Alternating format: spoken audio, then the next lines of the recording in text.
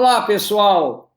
Eu vou falar para vocês sobre a gamificação como desenho instrucional a ser elaborado em qualquer processo de ensino e aprendizagem e que eu espero possa contribuir para a melhoria de sua prática docente, em especial na sala de aula.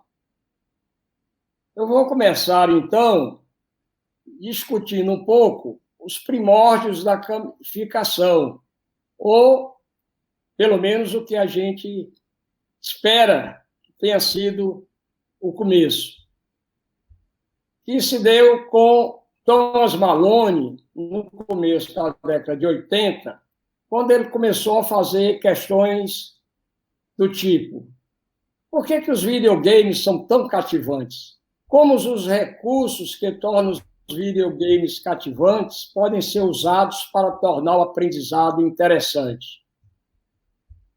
E como os recursos que tornam os games cativantes podem ser usados para tornar outras interfaces de usuário interessantes e agradáveis de usar? Ou seja, começou como uma interação homem-máquina. E bastante tempo depois, 2 décadas, um consultor de tecnologia chamado Nick Pellig montou uma consultoria para, segundo ele, construir um design de interface rápida com o usuário do tipo game, para tornar as transações eletrônicas agradáveis e rápidas. E ele chamou, então, esse tipo de design de gamification, essa palavra horrível. Então, qual é a definição de gamificação? Ela só veio a ser usada mais intensivamente a partir da década de 10, 2010, 11, 12, em que os especialistas começaram a tentar defini-la. A mais usada definição foi dada pelo Deterd, que diz que gamificação é o uso de elementos de design de games em contexto de não game. Ou seja, é uma definição bastante geral. Trabalha com design de games em contexto de não games. E ela foi refinando, digamos assim, o processo de game thinking e da mecânica do game para envolver os usuários e resolver problemas. Ou seja, tem aí um componente que é o game thinking. O game thinking não é bem o pensamento do jogo, a tradução literal. É como o usuário, o jogador, sua dinâmica durante o game. E, a partir daí, então, a gamificação passou a ser usada maciçamente e em business em que as empresas tentavam atrair os clientes, os usuários, com recompensas, prêmios, etc., para manter uma certa fidelidade. Aí você tem o portal da Nike, para você discutir, exercitar-se com seus colegas, tem o Swarm, que é o encontro entre amigos, tem os cartões de fidelidade, tem a gamificação na saúde, tem o Duolingo, que é para ensinar idiomas, e tem alguns joguinhos de quizzes, do qual o mais conhecida é o Kahoot. A minha definição de gamificação agora para fins educacionais, para um design instrucional, é a seguinte: a gamificação pode ser vista como uma estratégia instrucional que usa de modo cuidadoso e criterioso o game thinking e os elementos apropriados da mecânica dos games para promover a motivação e o engajamento do aluno em sua aprendizagem. Isso é, para mim, a gamificação. Mas note que aparece em todas as definições a componente importante do design, que são os games. Então, o que é que todo mundo já jogou, ou pelo menos conhece que é o game? Então, o que é que tem num game? Um game tem objetivos muito claros, tem regras, tem resultados incertos, tem competição, né? Você joga, às vezes, contra outros jogadores, tem também colaboração e é uma atividade voluntária. Mas uma das coisas mais importantes do game é que o jogador, a tomar decisão. E tomada de decisão é uma das coisas mais importantes que nós temos na formação do aluno ou da formação do cidadão. Então, existem vários tipos de games. Vocês conhecem game de aventura, game de ação, game de narrativa, enigmas. E tem também o que a gente chama games sérios, que são aqueles games que não são produzidos apenas para entretenimento. Eles são usados para treinamento, para treinar piloto, né? Treinar médico, etc., até treinar gerente de banco. E entre essa categoria, que é chamada de game sério, nós temos os games educacionais, né? Para a física, por exemplo, nós temos o Angry Bird Space, tem o Portal 2, que talvez seja o ápice do jogo para a física. Nós temos o Minecraft, Killcraft, para ensinar quântica. Nós temos o Slow Speed of Light, que é desenvolvido pelo MIT para ensinar relatividade. Temos o Polycraft World para ensinar a tabela periódica. E temos os jogos Foldit e Spore para ensinar a genética, né? E o DNA, a estrutura do DNA. E tem matemática, inúmeros jogos, como a série Dragon Box. Muito bem, então como é que eu consigo então relacionar o que são games sérios e como eles estão relacionados para a gamificação? O game sério ele tem um objetivo pré-estabelecido, ele já foi feito. A gamificação você constrói, é um projeto, é um design.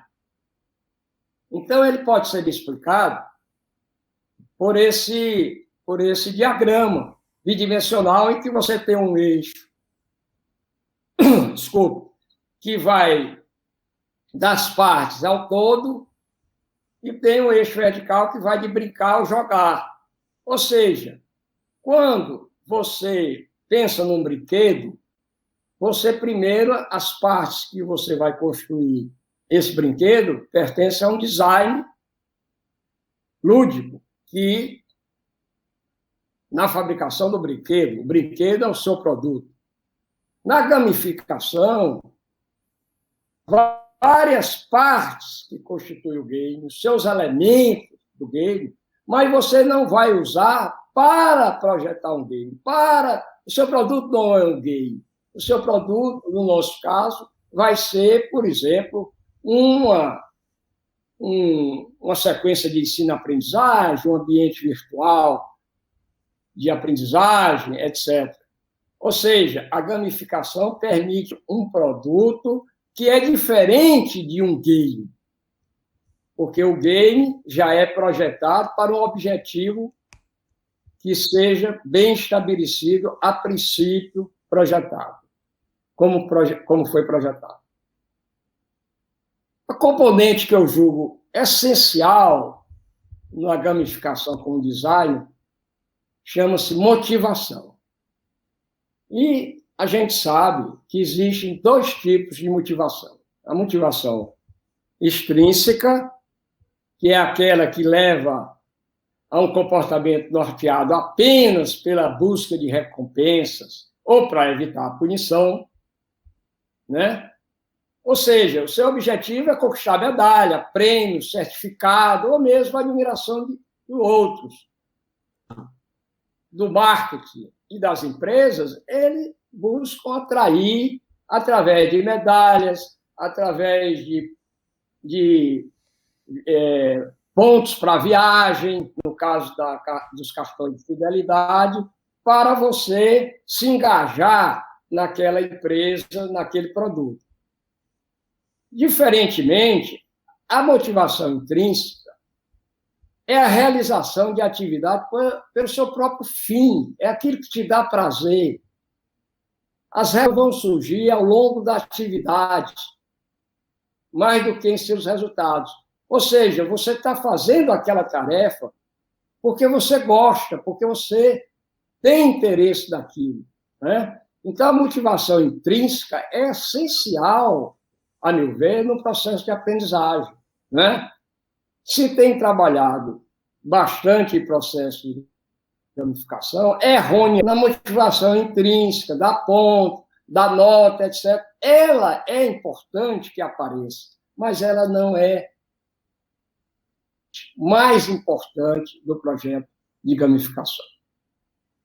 Então, eu vou discutir duas teorias motivacionais que eu tenho usado, apesar de existirem muitas outras, né? Vocês podem encontrar que também tem sido usado no processo de gamificação.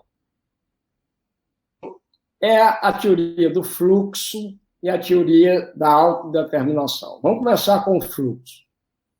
Então, o fluxo foi proposto por esse psicólogo de origem húngara, Csikszentmihalyi, não sei se é assim que se pronuncia, em que ele define fluxo como um estado de grande foco e imersão em atividades como arte, jogo e trabalho. Ou seja, ele chegou a essa conclusão investigando, entrevistando o que a gente poderia chamar dos mestres da arte, nas mestras na pintura ou no jogo, etc., que tiveram essas experiências de um estado de grande foco, de grande imersão naquela atividade que ele estava exercendo. E esse componente foi o que me levou a me interessar por esse assunto, porque eu tenho um filho que é um gamer, desde muito cedo. E ele experimenta, muitas vezes, fluxo quando ele joga num jogo muito bom, muito absorvente, que o atrai bastante. Então, ele conseguiu, esse psicólogo, que é um dos cofundadores da psicologia positiva desse movimento, ele descobriu esses elementos de experiência de fluxo. É uma atividade desafiadora, que requer habilidade, é uma fusão de ação e consciência, tem metas claras, direto, imediato, né? Tem uma concentração em mãos na tarefa, tem um senso de controle, até uma perda de autoconsciência, né? Você pode chamar um indivíduo que está jogando e ele não percebe, não que ele não seja que ele seja mal educado, é que ele não se controla. E chega a ter uma noção alterada do tempo. Aquela história, o tempo passou e eu nem vi. Então, foram propostas várias diagramas, eu trago aqui 2, para mostrar o que acontece com a habilidade versus desafio numa tarefa que deseja que o jogador ou o aluno tenha essa experiência de fluxo. Então, veja bem, você tem que manter a experiência do jogador dentro dessa zona aí, que não é bem determinada, que a gente chama uma zona meia cinzenta, que aí está azul, que é uma zona do fluxo, o flow zone. E a gente tem que construir o seu design de tal maneira que o aluno permaneça dentro dessa zona e que essa zona seja a mais estreita possível. Por quê? Porque se eu der uma tarefa que exija muito do aluno, né, que tenha pouca habilidade, isso vai causar ansiedade, certo? Pouca habilidade, grande desafio, ansiedade, né? É o aluno que vai fazer o Enem sem estar preparado, né? Ele fica muito ansioso. Se você promove um desafio na sua tarefa, que seja baixo, para um aluno que tem muita habilidade, isso provoca o tédio. Ele abandona a aula. Né? É o que eu imagino que deveria acontecer com as aulas do Einstein. Né? O Einstein abandonava as aulas, porque ele tinha uma habilidade e um talento muito superior aos desafios que os professores lhe propunham. Né? Então, você tem que ver, eu gosto da teoria do fluxo, porque você tem que ver que essa zona também depende do nível do aluno. Se ele é iniciante, ou seja, o que a gente chama aquele aluno pouco preparado, ou se o que a gente chama no jogo ele é hardcore, ele já está muito bem preparado, ele já tem um nível muito superior àquele outro aluno. Então, veja qual é os cuidados, quais serão os cuidados que você deve ter para manter o aluno dentro de uma experiência de fluxo que lhe seja acessível. Então, o que você tem que fazer é juntar todos aqueles elementos que você julga convenientes e adequados e incorporar isso no seu design. Perfeito? Outra teoria que eu gosto muito, que eu ouço, é a teoria de autodeterminação, que é muito usada e que estabelece e que acredita, né, que a motivação humana para realizar uma tarefa ou atividade é gerada internamente, né, ao contrário da teoria do condicionamento operante, lá de Vida à Esquina, que trabalha com caixa preta. Né? E não, você tem que trabalhar a motivação internamente no aluno. E os elementos que são considerados é a autonomia. Você tem que dar alguma autonomia para o aluno. Ele tem que ter algumas escolhas e preferências pessoais, porque senão ele não se engaja. Ele tem que ter um mínimo de competência. Se você estiver preparando o seu design para uma classe que não tem um nível adequado, então você não vai motivá-lo. E também muito importante é o pertencimento. Ele tem que trabalhar com alguma conexão social. E hoje isso é muito bom, que nós já temos as condições de oferecer isso no nosso projeto. Ela tem sido muito usada para descrever motivação em várias atividades humanas, né? Por exemplo, é muito usada a formação de enfermeiros, né? na enfermagem, também na educação, etc. E, então, eu vou propor para vocês o que a gente chama no design um framework institucional. Né? Então, vamos começar com definir claramente o que se pretende gamificar. Né? O que é que você quer? É uma sequência didática? É um curso? É um AVA? Então, você tem que definir isso claramente. Depois, você escolhe um modelo motivacional. Né? Podem ser outros. Eu trabalho com esses dois que eu apresentei antes. Por que esse modelo motivacional é importante? Porque é aí que eu vou buscar o engajamento do aluno. Veja bem, o engajamento só se dá se o aluno estiver motivado. Ou seja, o engajamento é uma manifestação de um estado motivado. Então, eu preciso usar esses modelos motivacionais dentro do meu design. Eu tenho que atentar também que eu tenho dois tipos de gamificação. A gamificação estrutural e a gamificação de conteúdo. A gamificação estrutural, eu acho que é aquela que a gente vai usar mais por causa das amarras de currículo, etc. Né? É que eu vou aplicar elementos de game sem alteração do conteúdo. Né? Em geral, já tem o livro-texto, já tem a apostila, etc., que eu tenho a ementa que eu tenho que seguir muito bem delimitada. Então, eu vou usar o elemento do game para buscar a motivação e engajamento, usando o Game Think e a mecânica dos games. Mas eu posso também ter a gamificação de conteúdo. Eu vou gerar o conteúdo novo.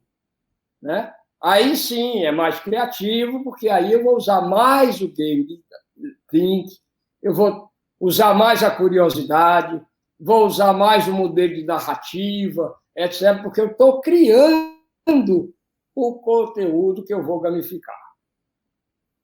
Tem que ficar claras, muito claras as regras, eu chamo, não sei se apropriando a terminologia de modo errado, seria o contrato didático com os alunos, objetivos, as ações, as metas a serem alcançadas e, mais importante, a forma de avaliação tem que ser combinada muito bem antes. E eu uso agora os elementos do game que eu julgo convenientes, né? Que serão os métodos projetados para o jogador, no caso aqui o aluno, interagir com o sistema gamificado. Então, aluno, por exemplo, adora desafio, mas também não deve ser muito difícil, é muito simples. Eles adoram, se você passa o ult, etc., o desafio, eles gostam muito. Elementos de competição e colaboração, ou seja, é bom a gente trabalhar mais com a colaboração. Eu trabalho muito com grupos, como vocês vão ver. Mas uma competição entre grupos é muito salutar. Você tem que criar um ambiente cooperativo, em que eles competem uns com os outros, mas, ao mesmo tempo, se ajudam. Isso acontece muito nas Olimpíadas, no treinamento de Olimpíadas. A gente tem que propor interatividade, um sistema de comunicação paralela, que pode ser facilmente configurado, por exemplo, na mídia social, feedback imediato e, principalmente, a gente oferecer a liberdade do aluno ou do grupo errar. Então, sumarizando, eu teria essas 6 etapas que eu posso relacionar com a metodologia muito atual de pesquisa em ensino de ciências, que é o Design Based Research, em que eu uso a gamificação, o meu design instrucional, para fazer uma pesquisa com meus alunos, com colaboradores, etc. Que com os passos são os seguintes. Primeiro, eu vou destacar o objeto da gamificação, qual é a audiência, tópico, conteúdo, relações com os currículos. Eu vou definir os indicadores e as metas de aprendizagem. Vou elaborar o design segundo o framework que eu apresentei. Eu vou implementar o produto, quer dizer, vou para a sala de aula, implemento o produto, e aí eu faço a avaliação desse produto, testando não só pela qualidade do produto, mas pelos resultados da aprendizagem. E aí, de posse de todos esses resultados, eu vejo que vai ser necessário, sempre fazer um redesign. E aí eu recomeço o ciclo. Eu vou dar um exemplo de um projeto de gamificação que eu uso bastante. Eu vou dar um exemplo dele. É a sala de aula como um ambiente de game. Ou seja, é uma sala de aula imaginada para muitos jogadores. A concepção dessa gamificação foi dada por um sujeito que era design de games, que era escritor de game, roteirista de televisão, que é muito curioso que ele foi convidado para dar aula da Universidade de Indiana sobre design de games. Mas ele disse, eu nunca dei uma aula na minha vida. Eu não sei fazer isso. Então, ele teve a ideia de fazer o seguinte, eu vou fazer com que a minha sala de aula seja igual a um multiplayer online, né, game. E aí eu vou trabalhar, ao invés de milhares, milhões, como, por exemplo, no World of, eu vou trabalhar com 40 alunos. Então, a minha sala de aula vai ser uma sala em que os alunos são jogadores. Então, eu projeto essa minha sala de aula assim, né? E eu vou dividir o meu tempo de aula, igualzinho o tempo de aula que é dado, para lutar contra os monstros. O que é essa tarefa? Em que consiste?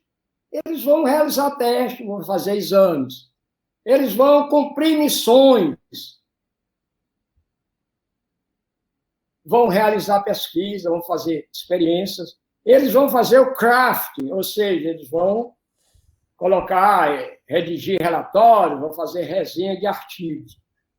Esses são elementos típicos de um game de muitos jogadores.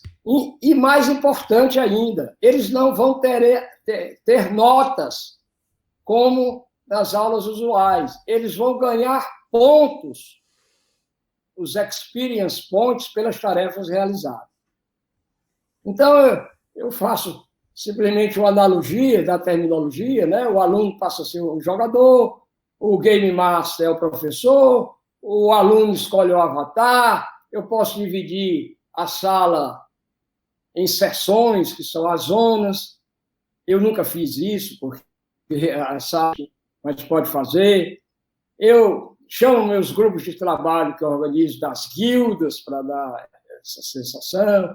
As atividades das guildas vão ser as missões. Eu vou dar atividades individuais, que eu vou chamar as missões solos. Eu posso dar testes e exames individuais, que aí é o que chama-se player versus environment, né, contra o ambiente. Eu vou matar os monstros, que é fazer os testes, eu vou cumprir missões, e por aí vai. Também vou fazer prova, que é o boss mob, e vou dar recompensas sempre que ele cumprir bem as missões, como também vou dar recompensas, bônus, pelo aquilo que o aluno ou o grupo refazer por ter errado ou ter deixado de fazer. Muito bem, então eu vou dar um exemplo aqui, que não é esse, eu vou dar esse aqui, que eu acho que é melhor, que é a disciplina de mecânica quântica do MNPF da UFABC, em que o conteúdo é determinado, eu chamei de fases, mas corresponde exatamente à ementa da disciplina. É claro que tem aí o meu dedo, né? Como eu acho que seja importante a disciplina, mas o conteúdo eu não criei conteúdo, a não ser nas aulas que eu realizei, a minha maneira de apresentar, né? Então, veja só, olha, todos os alunos, as tarefas eles tinham que elaborar um diário de bordo, que eles deveriam cumprir essa missão de fazer o craft, né, o relatório a cada aula, sobre cada aula. Eles tinham missões e desafios que eles deviam fazer em grupos. Colocava, depois que eles terminaram esse desafio, em que grupos avaliavam os outros grupos, davam notas, que na realidade não eram notas, desculpe, eram os pontos. Cada aluno escolhia um avatar, aqui, né? Hermione, Leia, Spock, né? Cada um escolhia o avatar e formava as guildas. Então, eu dava pontos para cada missão cumprida, para cada diário de bordo feita, para a prova, dava para os bônus e para as questões. Ou seja, até porque só ganhavam os pontos totais, né? O máximo, aqueles que fizessem a coisa direito, né?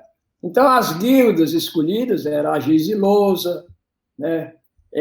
Era um grupo que era mais reticente à questão de tecnologia. Aí tem o Cavaleiros do Zodíaco, a Távola Redonda, a família Skywalker. Pelos nomes das guildas, você já imagina a faixa etária do povo que eram colegas de vocês, né? Então, no final, você pegava os pontos que eles ganhavam e aí atribuía o conceito.